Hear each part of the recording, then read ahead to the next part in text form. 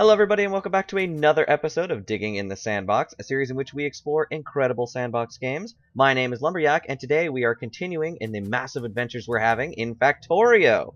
It's very exciting times. So today, what we are going to be working on is continuing work on the perimeter. As always, that's one of our goals that we've got to work on, and as you can see, this isn't terribly proficient in keeping us protected at the moment. And now that we've attacked the aliens, they know we're here. We don't want to be attacked again. That would be so sad and just, oh, the worst thing.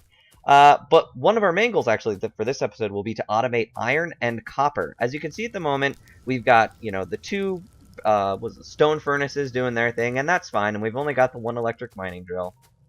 And then on this side, we've got the same thing with copper. And that's okay. That'll be a good start, and that's kind of what we needed, was just to have a little bit of production there to get us started. But it's not going to be ideal for giving us massive amounts of resources for all the different projects we're going to be working on.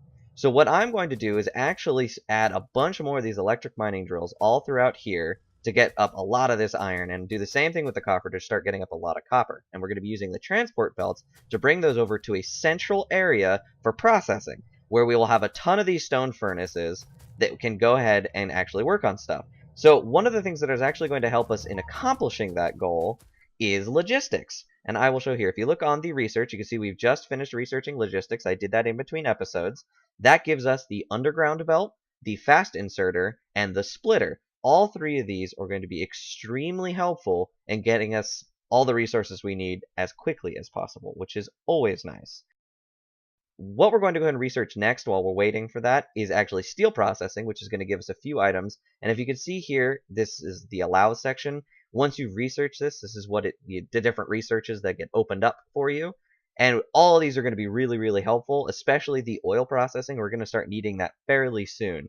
So this will be the next one we research, but I don't have any of the lab packs researched. As you can see, I just only have the one. So what we're actually going to do, in addition to the automation, is working, or excuse me, the resource production is working on the science pack automation. So we're not going to do that immediately, but that will be one of our goals just kind of over the next episode. We'll see if we can get to it by the end of it. But what I'm going to go ahead and cover with you first is a little bit of discussion with the underground belts. So I will make a few of those, with the splitters, and with the fast inserters. So we're going to go ahead and create those things real quick. So the underground belts are really cool. If you can see here, we have these just transport belts doing their transport belt thing, right? And if we had just a few more of the regular transport belts, which I will... Hold on, I have to finish crafting. Craft faster. Go! Right, there we go. Oh, and actually I'm going to add another light down here so we can see. Yay, seeing things. Alright, so if we have just normal transport belts, right? They can't go through each other. If I had items going into here, now any items I put on this transport belt are just going to go right into this transport belt. But what if we wanted them to go over top of it or underneath it? Like, there's no way to get items from over here to down over here with this transport being where it is. And that's really inconvenient. So what we are going to do is use things called underground belts. And if you can kind of slightly see, you can see the arrows that's right there. It's kind of pointing underneath. If I could do like this, you can see it goes, there's like the little yellow there with the arrows. And then I click there. Now the items are going underneath it. Super cool. So now we have a method of going both vertically and horizontally with our items without them running into each other. So that is going to be massively helpful in our resource production area, as well as just general automation throughout the rest of the game. Now, one of the other super cool tools we have is the splitter. So if you can see here, and this is one of the quirks with the transport belts, is as items come out of this, electric mining drill here, they always default to the left side of the transport belt, all the way down the belt, right? Well, you can actually have items on both sides of the belts. So only having it on the left side is actually rather inconvenient for us, because we could be mining a whole bunch more coal for this line, but, without having to add an extra electric mining drill. And I'm going to demonstrate that right now. So if I remove this one right there, right, so you can see that transport belt's no longer there, and I put this splitter in there instead, and then I take this transport belt and have it rotated back into itself on the left, now we have coal on both sides of the transport belt. Now, there are more effective ways of doing this so that you kind of get an equal amount on both sides as the production is coming in. But as this line only really uses it for this much right here, it's probably fine the way it is. And especially, I added another steam engine, by the way, for more power, just so we didn't have to worry about it in the future. But as we have all 10 of those steam engines in there, all these boilers are going to be firing at once. And that's going to be a lot of coal needed. So if it's only coming down on the left side, there might be an opportunity where the inserters down here are not being able to grab that coal and put it into the boilers. And that would be unfortunate because now we're losing power, and then we're getting attacked, and then there's no way to defend ourselves, and it's just it's an utter nightmare. It's not good. It's not good. So the other thing I wanted to show you real quick, and I could do this with this right here, is let me get some more wood. Oh, actually, you know what? We could just use this. No, I'll just get some more wood. If I get 2 of those, right? So we'll go ahead and grab one of them, put ourselves near some power. So put one there and one there, right? And I take this normal inserter and I have it pulling from that box. And then I take this inserter and have it pulling from that box, right? And we'll get 2 more of these. Just wasting wood, but it's okay. It's okay. We need it. So if I go ahead and put some items in there, so let's say we'll put 100 copper plates in there and 100 copper plates in there, right? You see how much faster this inserter is doing it? Look at that. It's just speeding through it. So when you end up into opportunities where you need to have multiple items going into like maybe a single automation machine or assembling machine, you need to have it happen really fast in order to keep your production up. These fast inserters are going to make that happen a lot faster, which will be very helpful. So even after, it's been like 25 seconds, you can see that only has 24, but over here it has 57. And that's even after adding the copper plates late to this one after being in there. So yes, that's how that works, and they are super helpful in getting things done. So what I'm going to do is take a quick break, and while we are in the break, I'm going to go ahead and reorganize some of this stuff yet again. It's just, this stuff is always just so in the way. I should have placed that better, but next time. I'm going to go ahead and set up everything we need for our massive resource production, and then I will go ahead and explain exactly how it works, how things are being put together, that whole thing. We're going to have a whole bunch of electric mining drills here, and a whole bunch of electric mining drills over this way in the copper. And I'm also going to add a few more for the coal, and do some super cool stuff in terms of resource combination. So on one side we'll have coal, and on the other side we'll have iron ore or copper ore, and that will make everything much more streamlined in how we can transport our elements to where we need them. So yes, let me go ahead and take that break, and then when I come back with you, we will do some awesome stuff. Stay tuned, guys.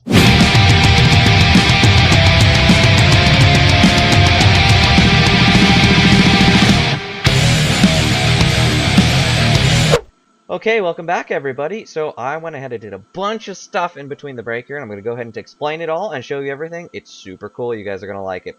As you can see right here in front of us, we went ahead and actually updated the copper situation, like I said I would. So we've got now 6 of the electric mining drills running, and that is going to keep our copper ore production up really high. Now right here, as you can see, this is slightly different than how we saw it before, and I'll actually go ahead and replicate it over here so you can see more of what I'm talking about, right? So this is what's called a load balancer. And this will make sure that everything coming out of... Oops, oh, I don't have enough. Okay, well, you can kind of see it. Everything coming out of these 2 lines, you can see how like some of it's got some on both sides, but some of it's only got one on one side. Well, what the splitter does is it's taking it and applying it to both sides of these tracks, right? So it's got 2 inputs and 2 outputs. And when these come around, that means it'll either have it on both sides or only one side, regardless of the input here, right? So once it reaches this point, it will always have things on both sides of the track. So there will always be copper ore on both sides, as long as there's always at least one input here and one input here. You will have 2 sides to that track, right? So that's super convenient in making sure things kind of stay balanced, and you don't have a really like awkward side of just like one whole thing is one and the other side is another. We went ahead and did the same thing for iron up here. We have 6 as well as the load balancer. And then we went ahead and brought some copper up here, and that looks similar to the one down below, and I'll explain that when I go down there. But this is what we are going to use for our resource production, and it's incredible. So what I have done is I have brought a line of iron, right? And I'll go ahead and demonstrate this. If we turn this down, you can now see that copper and iron is both going onto this single line, right? So now we only need one line to supply these stone furnaces. So it's getting both iron and coal for both of them from one single line, and then the inserters are pulling it and putting it into those 2 things. And look, we have output. There's already our first output. So that's how we did that, and I used the underground belts So after I split the copper, or excuse me, the coal, I split the coal, and I used an underground belt to go underneath this line to bring the coal over to here to do the same exact thing with the copper. See? So now we're doing the exact same thing with the copper. And what's cool about this system, the way I've set it up, is it's actually modular. So I have some more stone furnaces here, and I will go ahead and show you. I will go ahead and lay these out, right? So go 4 there, we'll do 2 more here, and another 2 here, like so. And if I take a whole bunch of these inserters, and I go 1 there, and 1 there, and 1 there, and 1 there, and then 1 there, and 1, oops, there, and then 1 there, and 1 there, like so. You can see it's now going to be outputting to both of those. Now, because of how small this line is right here, it's not actually going anywhere, and there is a way to fix that, and that's where the fast inserters that we talked about earlier are super convenient. What we could do is actually combine both of these lines into one single line, kind of how we've done up here, and that would be those 2 inputs I was talking about, and then we'd have a load balancer, and when we get to the automation stage, that's going to be really, really useful. But for now, what I will do is I will actually just pull this off. Well, actually, I'll put that one back further. We'll put it right there, right? And then we take the fast inserter, and we go like this. And now we're going to need some power over here, which I noticed for the other 2 we don't have yet. So if I do this and this, and I know that the power lines are kind of ugly the way they're placed and stuff, and there is a way around that, like I said, once we get to the better of the balancers, it'll look a lot nicer. But, or not balancers, the better of the electric poles, it'll look a lot nicer. But for the moment, we're just going to have to stick with this because that's just how it is. So I will go ahead and add actually a few more of these inserters so we can see how that looks. And I will do the same over here, like that, and like that, and like that. And now, look, now we've got 6 of the stone furnaces operating on iron and 6 operating on copper. We're going to have so many resources. Down here, we've already got 63, which is great because I need more. So, if I do that, I'm going to go ahead and get a few more of these fast inserters. And I'm going to go ahead and put that there. And we'll put one of those there. And we'll put another one of these over there. So that's 3. So we go 1 there. And we'll go 1 there. And we'll go 1 there. So there we go. So now we've got a ton of resource production in here. It is literally full metal automation. Yes, movie puns. I really wanted to be able to use that. This whole episode was kind of based around just that title because I thought it was hilarious. I mean, I love Full Metal Jacket. That's a great movie, and Full Metal Alchemist is an amazing anime, and so Full Metal Automation was the joke. Anyways, moving back to what we were talking about. So yes, that's how that was accomplished. And if we come down this way, you can see we've done the exact same thing with the coal. We've got several coal here. I also left this chest full of coal, so if we run into an emergency and, oh my gosh, we ran out of coal and we need more coal, we have that there. So that way we can at least keep our power situation up and running. And look, our performance is still running strong, so adding that extra steam engine was totally a good idea. And yes, some of the items over here got moved around a bit. Like I said they would. The radar's over here now. The chests of obsolescence are now over here. And then I haven't actually placed down the lab yet, and we will get to that. One of the other things that you probably have noticed by now is I added a bunch more walls. So look, we're working on the perimeter just like we said we would. That's good. We still only have 1 turret, which in the event of an alien attack probably wouldn't be that helpful. But it's something. It's something. And that actually extends all the way down here. And if we take a look at the map, when we zoom in, oh, gosh, that goes around really fast. You can see this blue line right here is our wall. Now, that's kind of confusing because there's also a bunch of other blue things on the screen, but the blue one that's kind of like in a long line like this, that's kind of obvious that that is our perimeter. So I've gone ahead and cut off down here, so we have our coal, and I went down here and cut it off, and then I'm also going all the way down here as well, because this oil, which is what the purple dots are, will be very useful for us coming up very soon. So we're going to need that, and I'll probably also go out and grab this one too. For now, I'm just going to leave it out there so we can kind of keep it close and tight-knit so we don't get attacked as easily. And I'm probably going to go ahead and finish cutting it off right here at this water line. And then we'll go up from this water to there and kind of keep some of that coal because that'll be extra goody coal that we need. But as you can see, there's a bunch of more like little patches of iron and copper and iron all around us. So that'll be good. And the radar has also been doing a ton of work. And you can see we have a tiny alien nest over here as well. But down to the southeast, we are actually pretty clear. So that might be an area to expand in the future. We'll have to see. So that's not looking too bad. We're doing pretty good.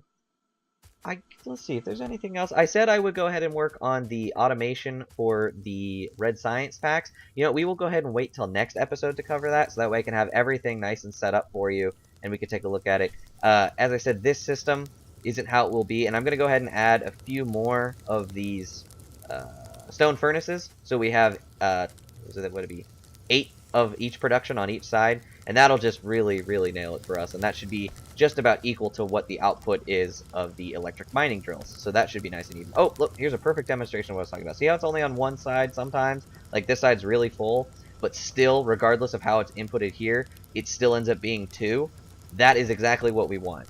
Now, down here, because it ends up coming onto the single line anyways, it's probably not that necessary, but if we ever decide to split this off and maybe do another of the furnaces, that might be really useful.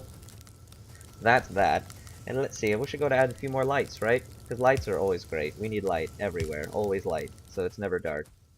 I think that about covers it for this episode, guys. One of the things I will also be doing next episode is going ahead and fixing the stone production here, because as you can see, since these automation or assembling machines require 5 of the stone bricks, and the output of this is pretty slow, it's taking us a while to really get a nice buffer of walls, which is what we would want in case of immediate expansions.